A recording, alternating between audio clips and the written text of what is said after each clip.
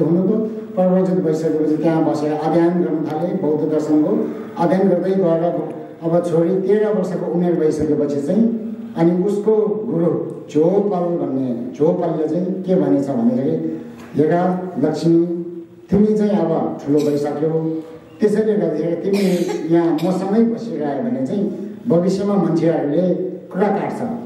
झोपल र यो लक्ष्मी चाहिँ सँगै बस्छ, त्यसैले बस्छ। यिनीहरू दुईजना चाहिँ यसरी बसेको छ, उसको काम गर्ने सहयोगी नोकर्नी पनि सँगै छ, तर पनि यसरी चाहिँ बसेको छ भनेर मान्छेको कुरा काट्ने ठाउँ हुन्छ।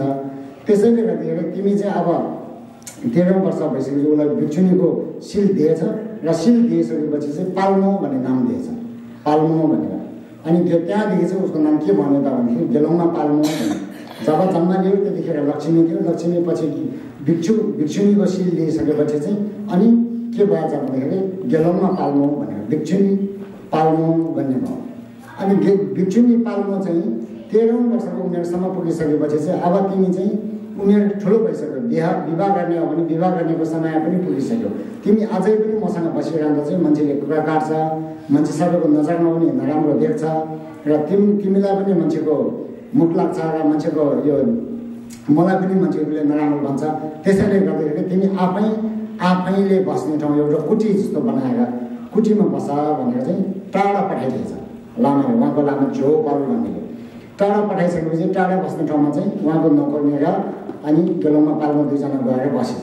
त्यहाँ बसेर अनि उसको गुरु झोपलले सिकाएको अनुसारले धर्म जुन देशमा दिएको थियो त्यही अनुसारले पालना गरेर अनि भिक्षाटन गरेर खाएर अनि जीवन गुजारा गरिरहँदाखेरि अनि जब उमेर अलि ठुलो हुँदै गयो अनि उसको शरीरमा एउटा बिमारी आएछ। हामीले चाहिँ के भन्छौँ त भन्दाखेरि जेने भनेर भन्छौँ, जेने भनेर। जेनेलाई चाहिँ नेपालीमा के पो कुष्ठ भन्छ र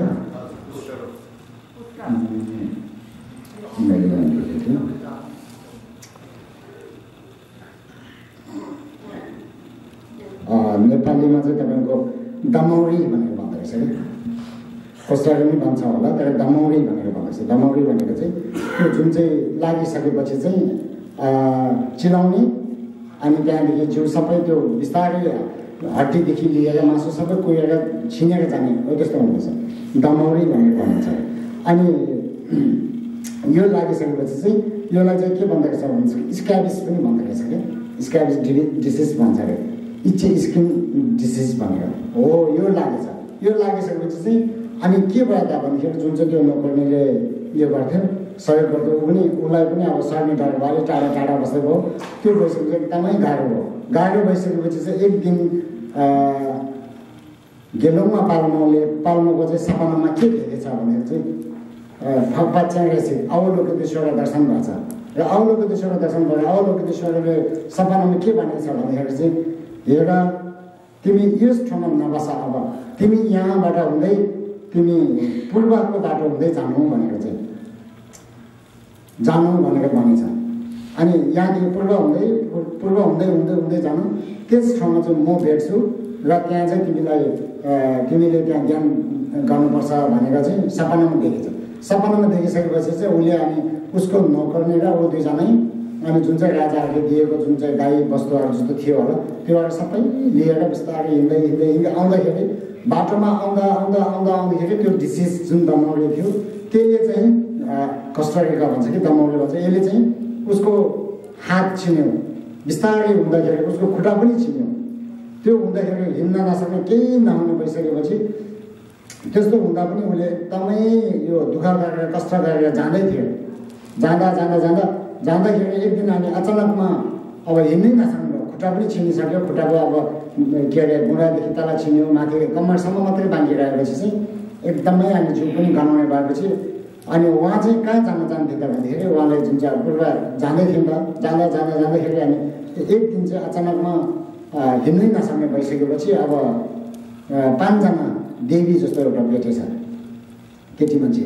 अनि त्यसले चाहिँ अनि के गरेको उनीहरूले चाहिँ उचालेर लान्छु भन्दाखेरि चाहिँ अनि यो के अरे गेलौमा पाल्मोले चाहिँ मानेन छ।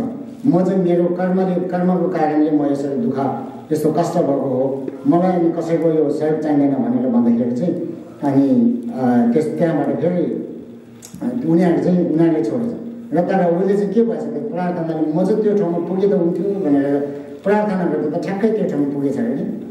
अनि त्यहाँ पुगिसकेपछि माथि पुग्दाखेरि चाहिँ त्यहाँ पुगिसकेपछि त्यहाँ पुगेर एउटा मन्दिर रहेछ च्यारेसीको।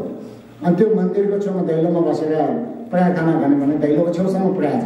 त्यहाँ पुगेपछि त्यहाँ पुग्दाखेरि त त्यहाँको जुन चाहिँ कन्याक भन्छ नि मन्दिरको पुजारीले उसलाई त त्यहाँ बस्नै नदिने, किनभने उसको जिउ त त्यो गाउँ निस्केको छ, झेङ्गा निस्केको छ होइन, कस्टारिका अथवा दमौरीले कुहेको छ गनाउँछ। त्यो हुँदाखेरि चाहिँ अनि के भयो त भन्दाखेरि त्यो के भन्छ पुजारीले खेताएछ नि। खेताइसकेपछि अनि खेताउँदाखेरि चाहिँ जाऊ भनेर उता जाऊ भन्दाखेरि चाहिँ अनि ऊ चाहिँ गएर मन्दिरको पछाडिपट्टि बसेछ। मन्दिरको पछाडि बस्दाखेरि चाहिँ अनि अब त्यो उसको जुन नोकर्नी थियो नि त, उसको सहयोगी केटी थियो, त्यो केटीलाई चाहिँ अनि उसले के गरेछ भने अब तिमी म त यस्तो भइहाल्यो यतिको मर्छौ, तिमी चाहिँ अब यहाँ नबस, तिमी यहाँबाट फर्केर जाऊ, आफ्नो गाउँ फर्केर जाऊ, तिमी आफ्नो जीवन राम्रोसँग गुजारा गर भनेर त्यो केटीलाई अर्को उसको सहयोगी केटी पनि पठाएछ र ऊ एक्लै त्यहाँ बसेर चाहिँ अनि प्रार्थना गरेछ। प्रार्थना गर्दा चाहिँ उहाँले अनि त्यति बेलामा चाहिँ यो ओम झिक्देन गोम्बाला छ्याक्सालो, ओम झिक्देन लामा गोम्बाला छ्याक्सालो भनेर ओम लामा झिक्देन गोम्बाला छ्याक्सालो यो जुन चाहिँ छ यो पाठ चाहिँ उसले त्यतिखेर चाहिँ प्रार्थना गरेर यो पाठ गरेर बस्यो। धेरै वर्षसम्म पाठ गरेर बस्दाखेरि पनि अब जिउ आदि मात्रै छ, खाना पनि केही छैन। त्यो कुनै आउनेहरूले अलिअलि अब जुन चाहिँ दिन्छ भिक्षा दिन्छ त्योहरू खाएर त्यसरी बस्दाखेरि बस्यो धेरै वर्षसम्म। कोही बेलामा पानी पनि छैन, कोही बेलामा भिक्षा दिने मान्छे पनि आइरहने छैन नि त, कोही बेलामा भिक्षा आउँदाखेरि खायो, नआउँदाखेरि भोकै बसेर पनि बाँच्यो। धेरै वर्षसम्म यसरी प्रार्थना गर्दाखेरि त एक दिन अचानकमा अनि यो के भन्छ उहाँले चाहिँ यो च्यारेसी अवलोकितेश्वरको चाहिँ दर्शन पाएर ऊ चाहिँ जुन चाहिँ पहिलाको भन्दा पनि अझ राम्रै भएर चाहिँ बसेछ कि शक्ति पाएर। त्यो जुन रोगहरू नै सबै हट्यो अनि जिउमा पनि खुट्टाहरू हातहरू पनि सबै पलाएर एकदमै राम्रै भएर बसेछ। र त्यो बेलामा चाहिँ के भएछ त भन्दाखेरि मन्दिर पनि पहिला त उता फर्केर थियो दैलोपट्टि, अनि जुन चाहिँ गेलौमा पालमा त मन्दिरको पछाडि बसेर चाहिँ प्रार्थना गर्थ्यो नि त, प्रार्थना गर्थ्यो। जुन चाहिँ अगाडि त अब पुजारीले आउनु दिनुहुन्थ्यो, त्यो राति त मन्दिर त मुख फर्केर उता त्यो गेलौमा पाल्नुपट्टि फर्केछ नि। अनि त्यो पुजारी चाहिँ त्यो दिन आउनु नपाएर बिहानै छोरा चाहिँलाई पूजा गर्नको लागि पठाउँदा त मन्दिर त उता फर्केछ। अनि छोरा चाहिँ आएर यसो हेऱ्यो, मन्दिर त उता फर्केछ, बाबा आज त मन्दिर त उता पो फर्केछ भनेर छोरा बाउले भन्नुभएछ। त्यस्तो कहाँ हुनसक्छ, असम्भव कुरा भनेर भन्दाखेरि त अनि गएछ। छोरा गएर बाउले भन्यो, बाउले पत्याएन। अनि भाउ छोरा दुइटै आएर हेर्दा त अचम्मै भएछ क्या, त्यो मन्दिर नै मुख फर्केर उता त्यो गेलौमा पाल्नुपट्टि फर्केर बस्छ, किनभने उताको दैलोपट्टि त उसलाई बस्नु दिएन। त्यसले गर्दाखेरि चाहिँ अनि त्यो मन्दिरै उता फर्केछ है।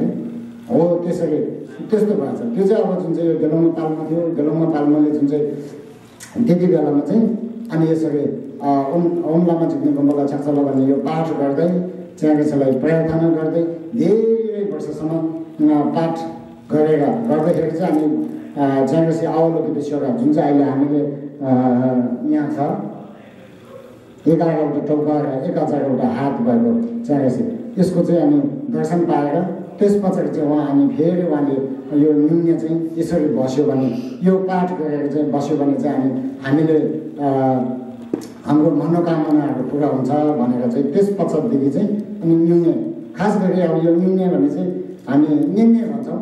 निन्ने भनेर हाम्रो चाहिँ अब यो विनायकभित्र चाहिँ 8वटा शिलहरू भन्छन्, अष्टशिलभित्रमा चाहिँ एउटा के भन्छ यो 8वटा शिल मध्येमा एउटा निन्ने भनेर आउँछ। हुनु चाहिँ अब यो निन्ने भनेको चाहिँ एक दिनको लागि मात्रै हो, तर त्योभन्दा ठुलो अब प्रवर्ज्य हुन्छ होइन।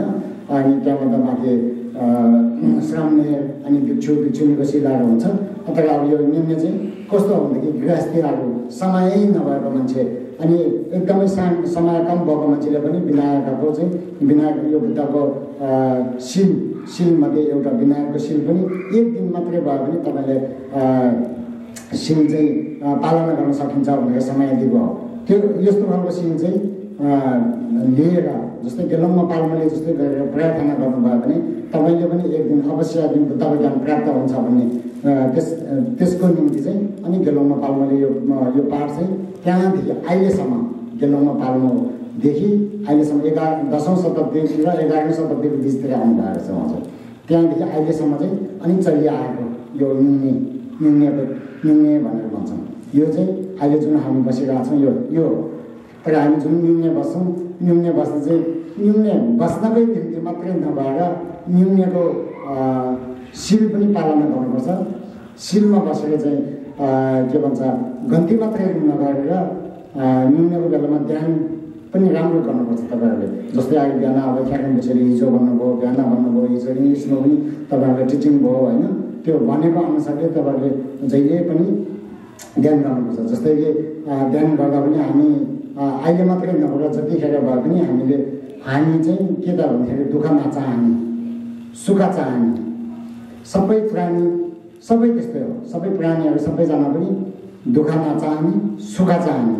त्यसैले गर्दाखेरि हामीले कसैलाई दुःख नदिउँ अनि सुख चाहौँ होइन। जस्तै कि अब तपाईँहरूले अब अरू ठाउँ जस्तो होइन, यहाँ त अब तपाईँहरूलाई बुढेसकालमा पनि के अरे बुढौली पाउँछ होइन, दुःखको केही दुःख छैन। त्यति बेलामा चाहिँ तपाईँहरूलाई अब त्यस्तो दुःख नभएको ठाउँमा बसेको बेलामा चाहिँ के त अरू त केही गर्नु पर्दैन। तपाईँहरूले मन मात्रै कन्ट्रोल गर्नु पऱ्यो। मनलाई कन्ट्रोल गरेर मन शुद्धता बनाउनु पऱ्यो।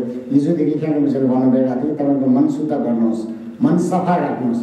मन सफा राख्ने भने कसरी राख्ने त भन्दा सबै प्राणीहरू म जस्तै म दुःख नचाहने, सुख चाहने, खाना भए पनि म मिठो चाहने, नमिठो नखाने, त्यो जस्तै सबै प्राणीहरू चाहिँ के त भन्दाखेरि सुख चाहने, दुःख नचाहने एउटै हो सम्झेर चाहिँ तपाईँहरू सबैले अनि प्रार्थना गर्नुहोस् भनेर भन्नुभएको छ।